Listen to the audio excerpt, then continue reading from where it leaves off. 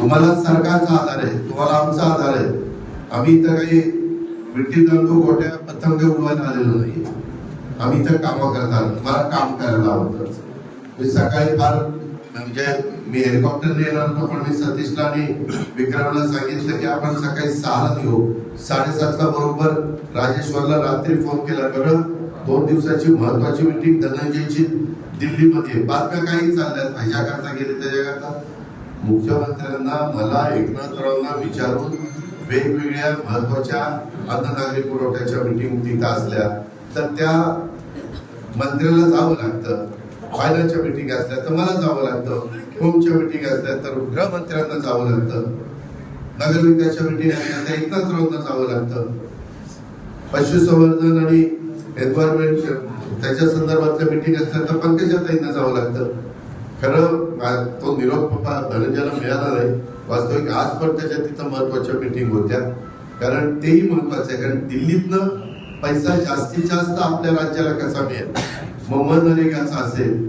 इथं विहिरी पण अशा काही महाराष्ट्रातल्या तक्रारी आहेत की दादा विहिरी नसतानाच पैसे उचलले जातात. इथल्या नाही, बाहेरच्या तक्रारी आहेत. अशा इथं होऊ नये. जर कोणाची काही कल्पना असेल तर हे किंवा जुनीच विहीर दाखवायची, पैसे उचलायचे, असं दुसरीकडे होतं, इथं नाही. पण असं काही इन्शुरन्स, आपला पीक विमा, 1 रुपयात पीक विमा आहे. जमीन कुठली दाखवली जाते, आमची गायरानाची. जमीन कुठली दाखवली जाते, देवस्थानची. जमीन सरकारची आणि त्याच्यावर पीक दुसऱ्याच आणि पैसे तिसऱ्याच्याच अकाउंटला जातात. अशा तक्रारी महाराष्ट्रात, तुमच्याकडे नाही, महाराष्ट्रात. त्याच्यावर आपण तपासणार आहे. इथं असल्या तर इथंही तपासल्या जातील. कारण जेवढी आपण ही शिस्त लावू तेवढा तुमचा फायदा होणार आहे. तुम्ही चुकीचे वायंडे बंद केले, उद्योगपती इथं गुंतवणूक करणार आहे. तुमच्याकडं काही साईट विंडमिलच्या चांगल्या, तुमच्याकडे काही साईट सोलर पॅनल बसवण्याच्या चांगल्या, तुमच्याकडे काही साईट. आमचा प्रयत्न आहे की मुंबई बीड रेल्वे पण सुरू करता येते का तर तुमचा मुंबईशी पण पुण्याशी पण संपर्क कसा राहील. कारण दळणवळणाचा आता मी येताना त्या रोडने आलो, तो धुळ्यावरून सोलापूर त्याला जाणारा रस्ता जवळपास तुमच्या भागातला झालेला आहे. आता येताना बघितलं गावामध्ये डिवायडर काही अर्धवट सोडले गेलेले. मेन कॉन्क्रीटच्या रस्त्याला साईड गटरच काढलेले नाहीये. काही ठिकाणी आता एक जेसीबी लावला तरी इथल्या येड्या बाबळी घाण काढता येईल. तुम्ही इलेक्शनला उभं राहिला तर किती खर्च करता ते तुम्हाला माहिती.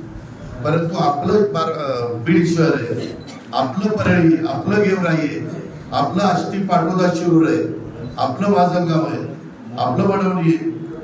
हे आपलेपणाची भावना का तुमच्या मनामध्ये येत नाही?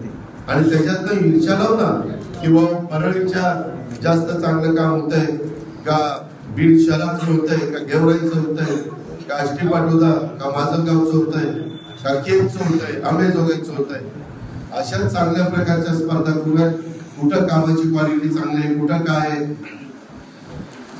आणि बरेच जण आता काय व्हायला लागले, आता सत्ता आली आमच्याकडे 5 वर्षाकरता. लोकांना कळलेलं हौसे नवसे गौसे आता मला येऊन फार भेटायला लागले.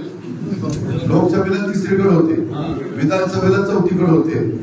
काय दादा मी तुमचाच आर्थिक तेव्हा कुठे गेला होता?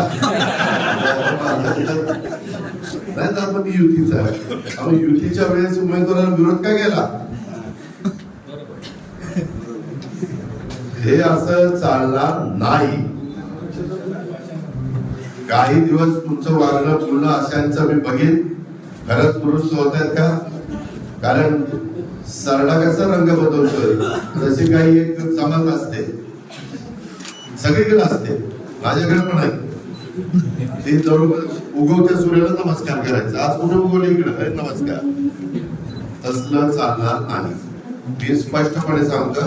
परत राजेश्वर मी तुझ्या देखत सांगतोय, लोकप्रतिनिधींच्या देखत सांगतोय.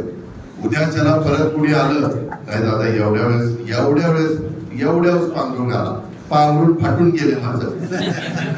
एवढ्या वेळेस पदरच राहिला नाही आम्हाला. असलं अजिबात चालणार नाही. तुम्ही तुमच्या कार्यकर्त्यांना पण खाली सांगा, नको बाबा आता उगीच आपलं स्वतःसारखं सरळ वागूया, चांगलं वागा. मी तुमच्या मागे पूर्ण ताकद उभी करेन.